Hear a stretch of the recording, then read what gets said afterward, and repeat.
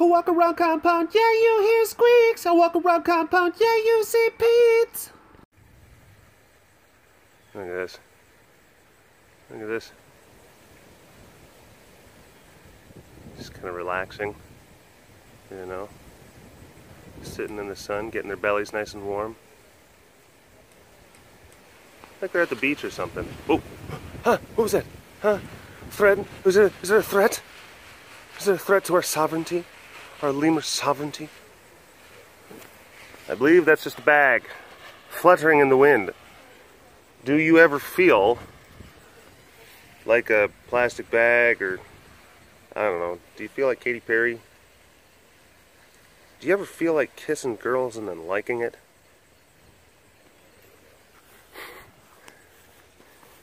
It's like a Katy Perry support group.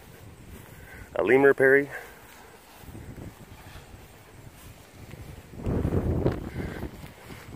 Do you ever feel like roaring at an abusive ex? Or maybe just a neglectful ex? I guess you could, I don't know. Either way. What are we talking about? Ugh! A minute 13 into the cast, and we're just already just completely wackadoodle. Hi, mister. Hi, Bim Bim. I know. The only way that we can orient this cast and get it back on track is to show something so ugly, so grotesque, that it just like jolts our sense of reality. And then the cast is back on track. So in that regard, the TeeGees absolutely do serve a purpose. So thank you very much. I know you're so gross. That's what he says. I'm gross. Mama, please don't pee on me. Please don't pee on me. Thank you. Ma. Hello, all you big cat lovers out there. It's me, Derek. Again, welcome to another super duper fantastic episode of the Walk Around the Compound webcast. It was sweater weather until, schmutzing. It was sweater weather until maybe about like a half hour ago. And then it starts warming up. And then you're just like, this sweater's not comfy anymore. I gotta take it off. But if you're in the middle of the compound, well, goodness gracious, you can't just take it off and leave it somewhere. It's gonna just be gone, or it's gonna get messed up or rained on or all that stuff. So you gotta take it with you. But then you still need to be able to use these. What to do? I need a practical solution, quick. If only they could invent a product. Hi, misters. Hi, boys. So, that's it. I'm not wearing the sweater on top of my head like, oh my gosh, just to be so wacky. That's not how y'all wear sweaters, Derek. No. It's pure practicality. Whoa, whoa, whoa, whoa. Yeah, we had a front go through last night. We had a cold front. And it was actually down into the, I think like the 40s this morning. It was beautiful. Please don't pee on me. Oh, he listened. He listened. Sometimes you just gotta be nice. Sometimes you just gotta be polite. Oh, I'm so sorry. I thought that you wanted my pee. I'm like, no, actually I did not. Oh, my mistake. Whoa. Zuby's feeling good. Zuby's feeling really good. What a, oh my gosh.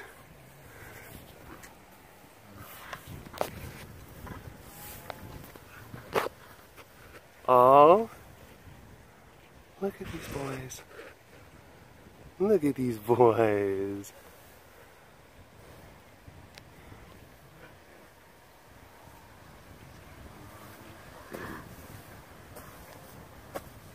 Oh my gosh, oh my gosh. Goodness. I've got a thing.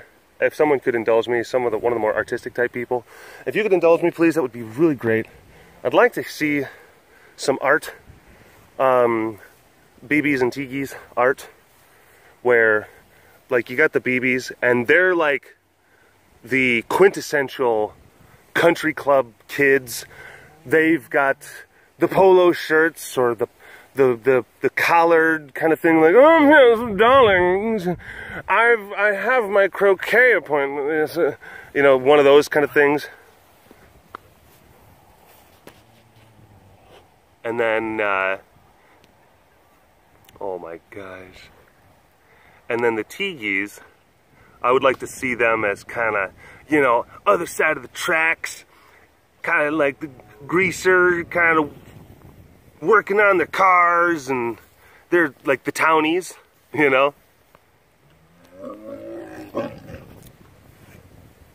So it's kind of like that. You got the greasers and you got the socias. If someone could draw something like that, hit me up on the Twitter at BigCatDerek or Instagram at BigCatDerek. I would love to see an artistic rendition of such a thing. And it's just that within that thematic framework, maybe you can have, like, you know, like some dude bro kind of frat kind of thing going on, and then you have the I don't know, like the goth kids. The social outcasts. Yeah. I would love to see that. I would love to see that.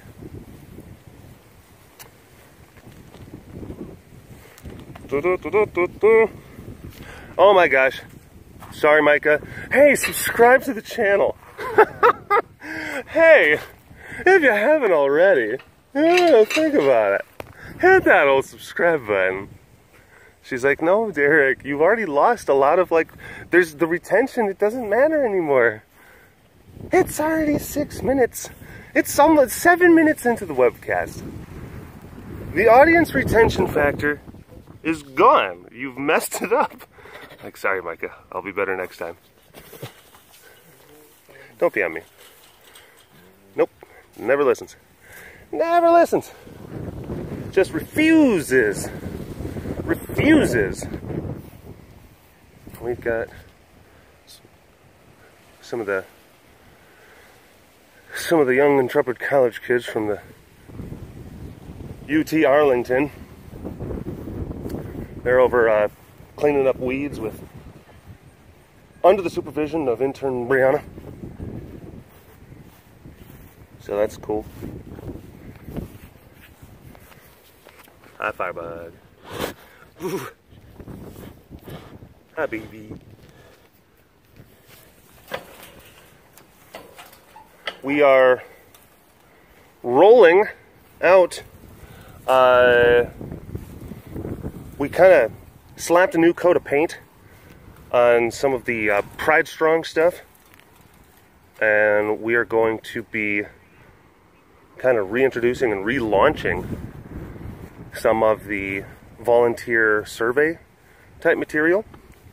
Because you know how before we would do those PrideStrong WeekLongs where we would get people to go out during a certain period of time and go and volunteer, and we'd all try to do it within one scheduled week.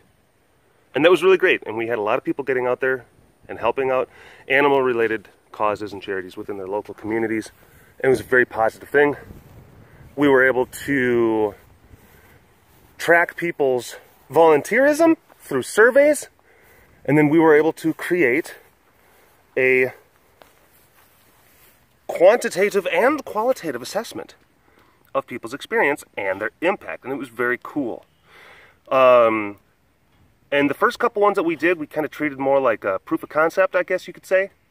Kind of a test run of how the whole kind of program could work out. And after some conversations with me and Jeff, along with Melanie and Emily, the crack PrideStrong team, we've decided to take it into a slightly different direction where we are going to open up the survey and have it available basically in perpetuity. It's just going to exist. The field guide has been updated to give people a little bit more of an idea of how to count and calculate some of their information.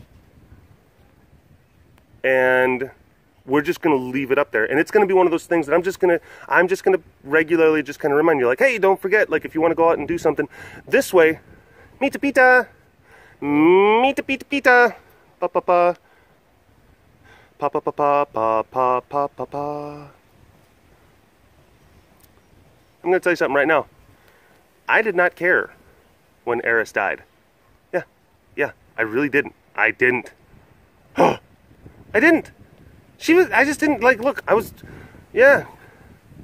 Look, Yuffie and Tifa and, like, Barrett, they were cool. They were great. Eris, she died. I'm just like, alright, I don't care. I don't. Sephiroth, how could you? I just didn't. I really didn't. Didn't bother me. I'm like, oh, well, that happened. Soared right through the solar plexus. Huh. Some people were like, oh my gosh, she died. This little polygon character. Oh my gosh. Final Fantasy VII, the feels. The feels. Didn't care. Derek, you're heartless. Yeah, maybe I am. What of it? For those, some of you have no idea. Some of you have no idea. It's a video game. It's one of those Nintendo games, Nana. Don't worry about it. Oh, it's one of those Nintendo games. He's always playing those Nintendo games. Like, yeah, that's right. I don't quite understand them. Yeah. Hi, BB. Anywho, back to PrideStrong. We're just going to keep the survey open. And it's just going to be there. And what we're going to do is we are going to draw information from it on like a quarterly basis. And that's how we're gonna go forward. So it leaves it up to you. If you are wanting to take part in such an endeavor, it alleviates the scheduling conflicts that people might have. They're able to do things on their own time. Look at, we're getting a couple different shots of like cats in the foreground, cats in the background. Double cats. Layers and layers of cats. Ooh, who made the 7-layer cat dip? Oh, Susan, that was really nice. Yeah, thanks for bringing that, Susan.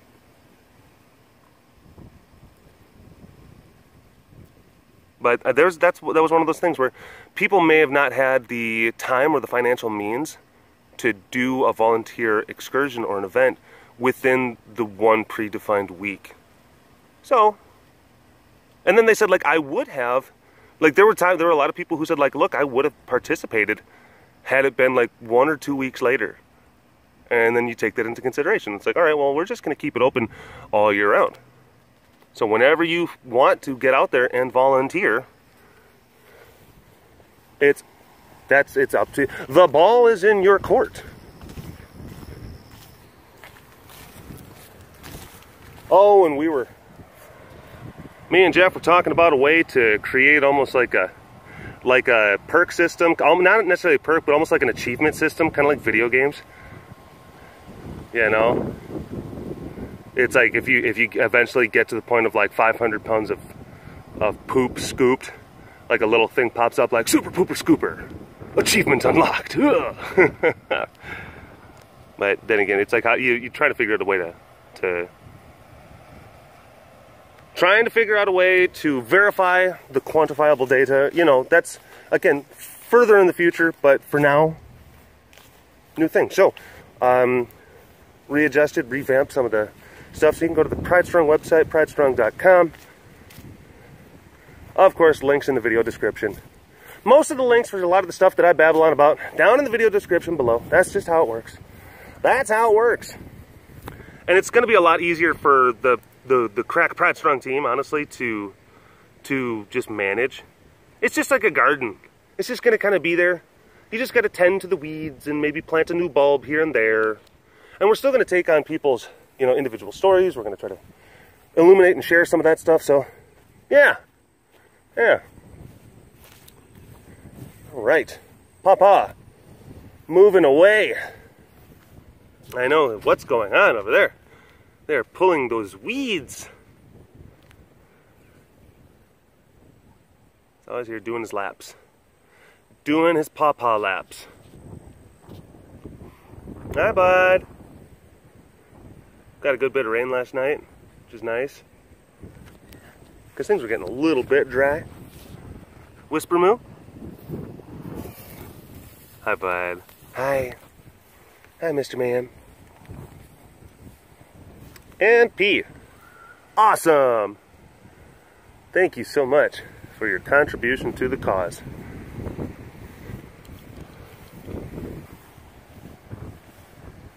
Okay, so, notes.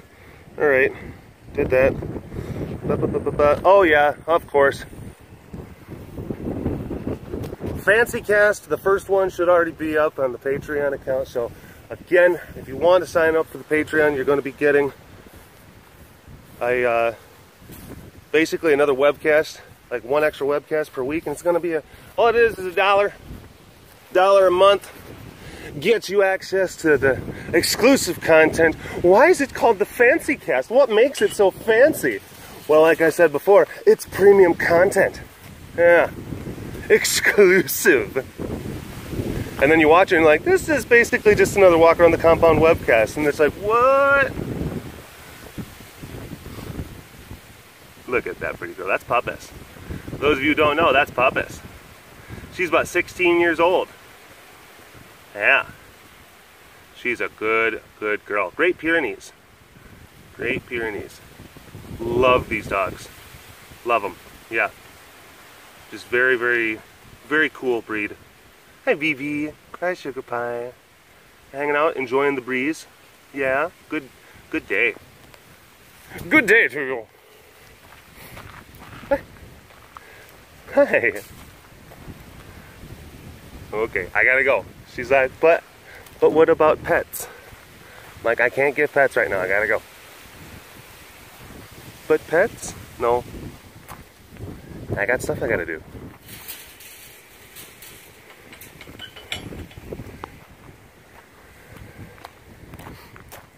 So yeah, Patreon, links in the video description, all the video content, or at least all of the new webcasts. $1. That's it. And there should be about 4 new webcasts a month. Approximately 2 extra hours of content. Oh my gosh. And then you help to support the channel.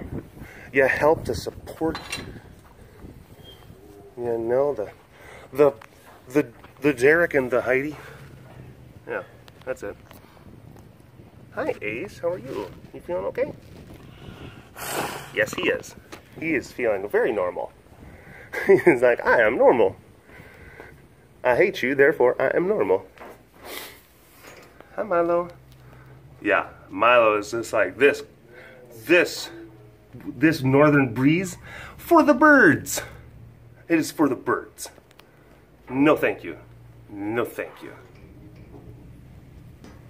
So.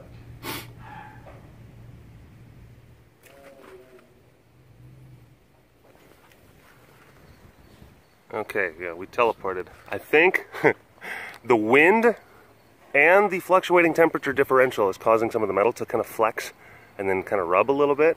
So while I was inside that the middle section there, I heard like a but it sounded, it's metal, but at the time when I was inside there, I'm just like, that sound maybe like an animal? What is that? I had to come outside and make sure that there wasn't any sort of funny business happening around here. There does not appear to be any funny business. Especially right here. Nothing funny comes from there. Why do you have to be so self-deprecating, Derek? It's not, just don't. Some of the people who want to come, it's like, you're too hard on yourself, Derek. And it's like, it's funny. just trying to just kind of lighten the mood, and then also, yeah, just don't take, yeah, trying to say I don't take myself so seriously, and I think that's a good quality for the most part. Hi, Sass. Sass. Sass, Sass, Sass. My arms don't extend so high. I don't want to climb up there. I just don't. She's like, you know what? I always have to come down to you, Derek. Why don't you come up to me for a change? FairPoint, Cass. FairPoint. Seems that we are at an impasse. I'm just going to continue on. You have yourself a good day. Oh, little Bobby, stay there. Sometimes when I approach, she wants to jump down. Oh, of course. Of course. I knew it. Hi, Bobby. Hi, baby girl. Hey. Okay, well, you know, we got some time. Why don't we talk about that whole ADHD thing? I was trying to find some time in a webcast where I could kind of dedicate a little bit of extra time to the topic. Talk about some of the perspectives and experiences that I've had with the condition. And then coming to terms with it, getting the diagnosis, all that stuff. Now basically, and I've talked a lot about, you know, some of the different things. I went to a therapist, started going to a therapist a few years ago because I just had to do a couple different things. A lot of it was just like stress related. You know, it was like stress related, and I was just irritable. I was just not the just happiest person all the time. It was difficult to be around. It was affecting my personal and professional relationships just because I would just like, I was always just, geez. And it was like, oh my gosh, like, when is it? Hold on, there's Noe. Okay, there's Noe. But yeah, I was in like a perpetual state of kind of a annoyance and irritability, and it was affecting some of the people around me, you know, in a big way. So I said, like, yeah, I had to get that sorted out. And of course, through kind of going through and talking about stuff and cognitive behavioral therapy and whatnot, it was found out just through series of conversations and questionnaires that, like, you got ADHD. And at the time, I didn't reject that diagnosis. I was just like, oh, well, that makes sense. And I remember, like, thinking, and I've talked about this before, wondering as a kid, like, do I have it? But then you see the H part, and you're like, hyperactivity. I'm like, well, I'm not a hyper kid. I'm not pinging off the wall, so I don't think I must not. But the hyperactivity part, of course, talks about the activity that's inside your brain. That you have a difficult time focused because oftentimes you're focusing on so many things at once, or you're focusing singularly. It's just like you have just wavering focus that is oftentimes not controlled by you. I think I said this before, where there was some person that gave the analogy that having ADHD is basically like sitting in a room with a television set that is constantly changing channels, but you are not in control of the remote. It just keeps on switching to different channels. And at the time that I got the diagnosis, I'm like, okay, well, that makes sense. And I was taking some medicine. I started taking Adderall. But I think that I was kind of, the stigma around medicine, like, well, I don't want to be I don't know if it's going to change who because again, I was making content. I was doing webcasts, and I'm like, I don't know if that's going to change, like, who I am, and is it going to make me less creative? Am I going to be kind of a slobbering, like, kind of thing? Like, I don't know. I was a little bit resistant, because I guess I just didn't know. Yeah, it helped. It helped, but again, I think that the dosage was low enough, and then also, it was either me kind of building a tolerance to it, or I guess what can also happen is that when you use certain medications for long enough, if your brain kind of changes its chemical makeup a little bit more, that starts to become a baseline for normal. So consciously you start to think like, well, this isn't working as effectively. But it is working, it's still working, it's just that you are operating at kind of a different level. Oh my gosh. So yeah, I kind of said like, and I just kind of slowly stopped taking it. And a couple years later, I start to, again, I was like recently, within like the last few, like 6 months, I was having a tremendously difficult time just maintaining focus and keeping on point with tasks. There were so many different things I was trying to do between content and between family and between like my actual career, between trying to stay up to point or on task with so many different things and having all the different irons in the fire. And I was not meeting. There's so many commitments that I felt like I wasn't meeting, and then that was affecting how I was feeling about myself, and it was kind of, I was down on myself. Like my self-esteem was taking a big hit because it's like, crap, you're overextending. Like it's not even about you're overextending yourself, but it's like you're not capable of operating at the level that you think that you are. Like so stop trying to do all of this stuff because you're not doing it right. And you know, it's not just frustrating for you, but it's going to be frustrating for people that you're trying to work with, people that you're trying to collaborate with. It's like you want to sit there and try to make this a thing. You want to try to build actual, you know, platforms that are outside of just making videos and whatnot. You actually want to make differences, or you want to try to do something. It's like it's not happening. And that was just like, and then you're inside your own head. You get yourself kind of freaked out. Maybe you procrastinate. Like there's certain things you procrastinate on. You just don't get back to them. You're just like, and then I start to maybe learn a little bit more about the ADHD, and then I think, I don't know, it was like weird. It was like a light bulb kind of went off in my head, because I went a couple of years back. I went to therapy initially because of there were some different things that I've been going through that were affecting personal and professional relationships and whatnot. And then I started to come to the realization that after I started learning more about ADHD, I started to come to the realization like so much of all this other stuff that you were dealing with, that you went to go see therapy, like you can tie it back. You can tie it back to this condition.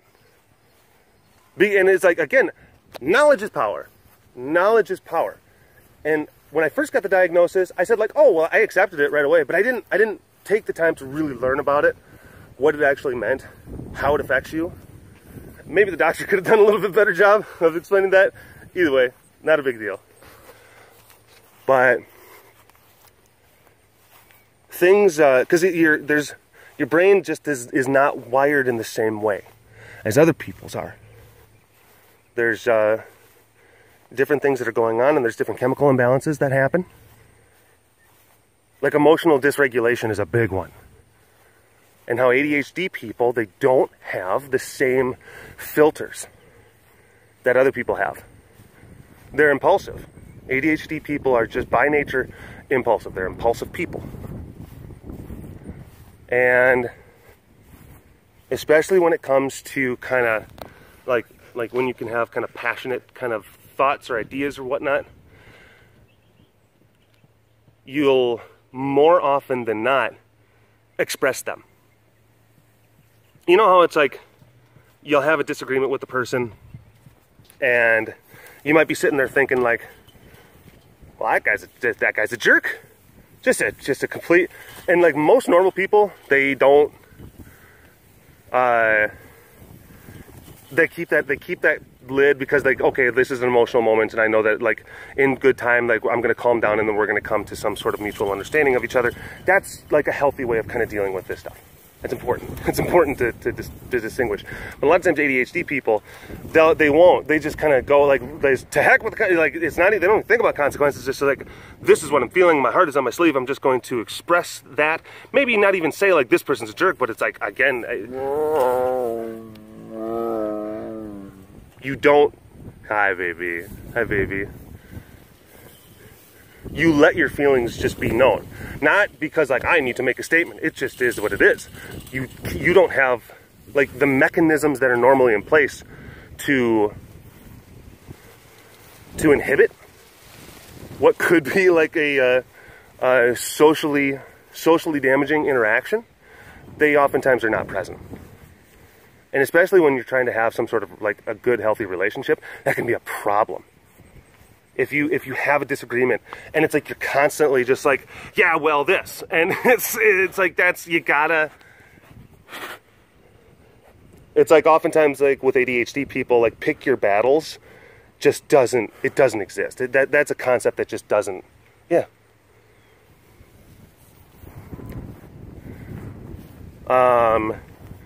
Oftentimes also the inherent frustration that can come from not being able to organize your thoughts. Or if you have, you'll have a thought and it's like, I've got this thought and it's my thought process is so fragile. My thought process is so fragile.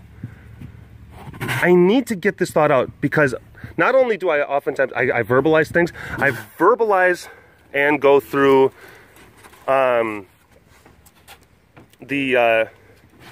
what's the word? The cognition. Like verbalizing an idea or a concept is a way for me to actually like go through the idea in my head in real time. So a lot of times what normal people, of course, they're going to do, they're going to think about an idea and then they're going to talk about that idea. But a lot of times, and this is my own personal experience, what I do is talking and then thinking about it are like one and the same.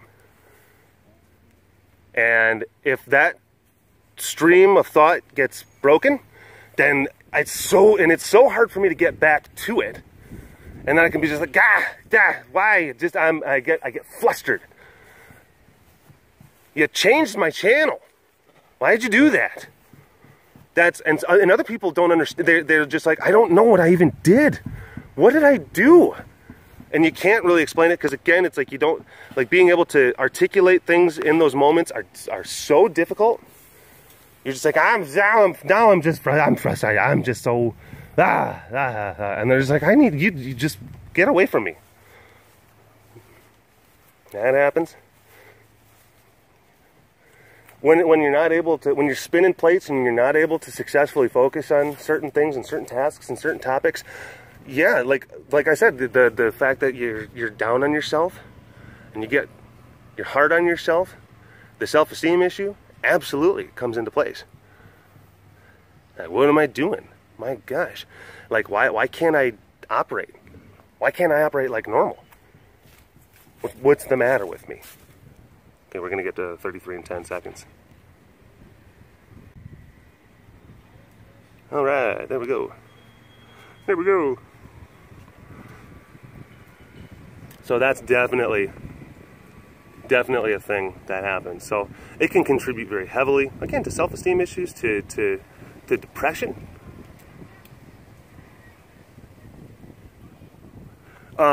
Memory. Oh my gosh, memory.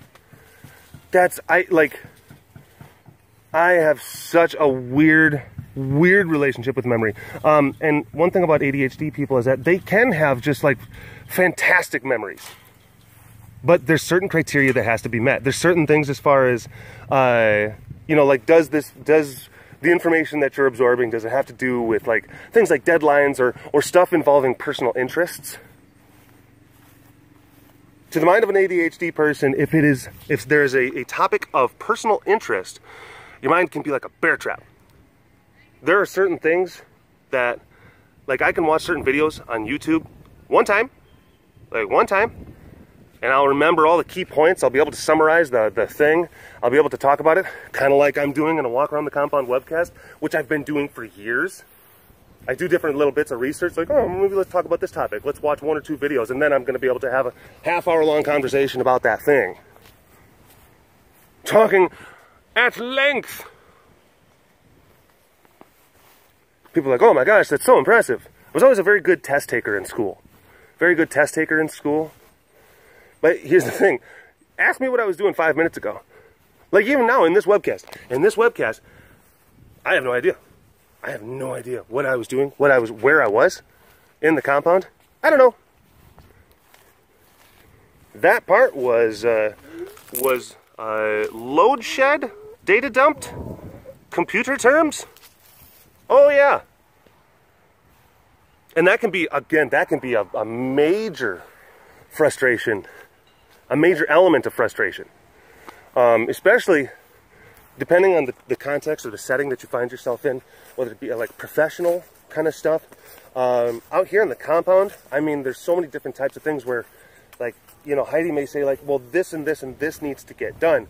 And I'm listening like, And then, but it's like, the conversation ends, she goes away, my thought process, but like, I was listening, but I didn't internalize it. I moved on to the next thing, because again, channel click, click, click, click, click. And then basically it's like that conversation never existed. It's like that conversation that I had with Heidi or something like that never existed. And then hours later, come back, hey, did you do the thing and blah, blah, blah, blah, blah. And then it's like, crap, no, I didn't. That happens a lot. That happens a lot in, you know, it happens a lot. It gets frustrating. It gets very frustrating for me, for the people I'm trying to work with, for the people who try to depend on me for certain things. Yeah.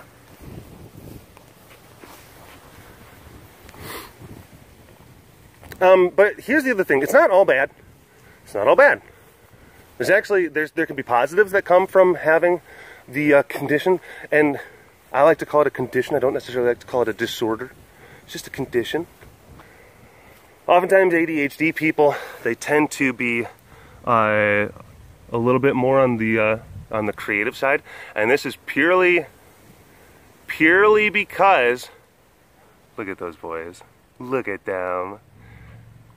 And this is purely for practical means.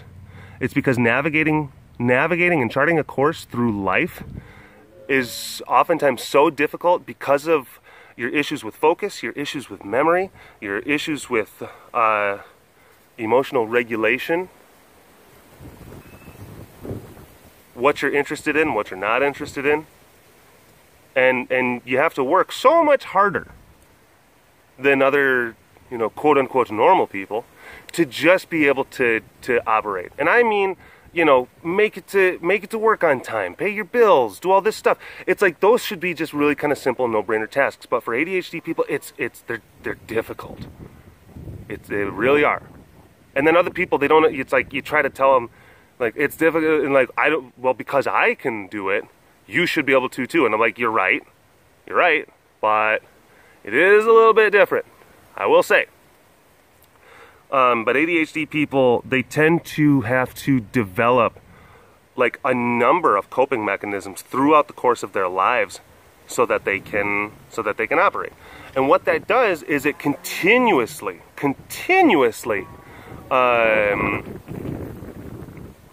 exercises the creative centers of your brain, because you're having to constantly develop new mechanisms.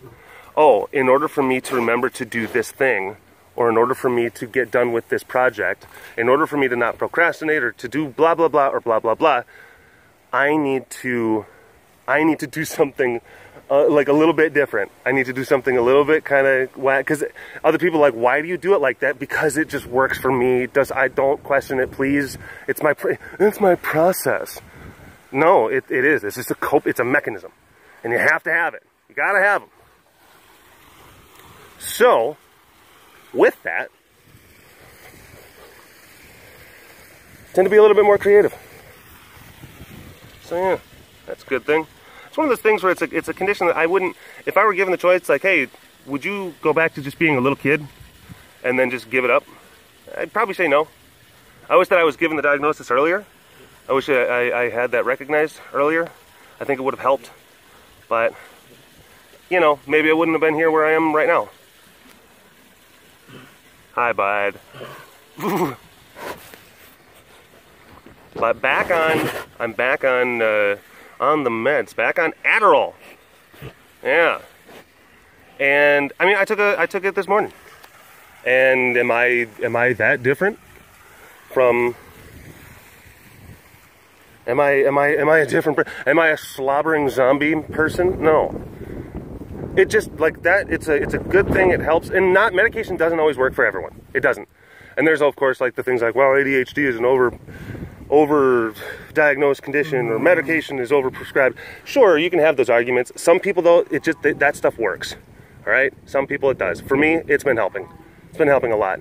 Doesn't change me. Doesn't change my personality. I've already developed my personality. I'm 32 years old. My personality is pretty well developed. My centers for creativity are pretty well developed. All that the Adderall does, it just helps me to maintain, it helps me to be a little bit more in control of the channel. I was going to say the channel clicker. I'll hand over the clicker, dear. Hand over the clicker. Yeah, it gives me more control of the remote. I'm able to be more task-oriented, more goal-oriented. When I start things, I spend a little bit more energy just seeing them through, and sometimes it's just that little bit. It's all it takes. It's all you need just to help. And then what that does over time, it just, gosh, it has a cascading effect on so many of those other things. You feel more accomplished. You feel like your head's screwed on a little bit more straight. You're remembering things just a little bit better.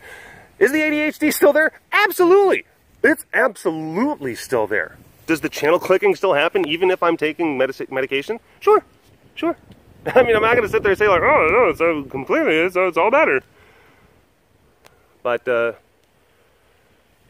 has some of the static been diminished? You know, that tendency to be like, squirrel! Has that been diminished? Yes. Does it help? Yes. Yes. Yes, it does. Not to mention the fact that, this is the other thing, a very important point. It's not just the fact that like, oh, take medication, you're just going to be better. Like, you still have to learn more about it. Like, I had to talk to a lot of different people, and then I started watching a lot of different really great videos online that help to explain it. There's a really great channel, How to ADHD. It's run by this girl. She's really awesome, very smart and very funny and very well informed, and it just gives so much of a better kind of non-stigmatized kind of face to the actual condition itself. Whoa, boys, hold on.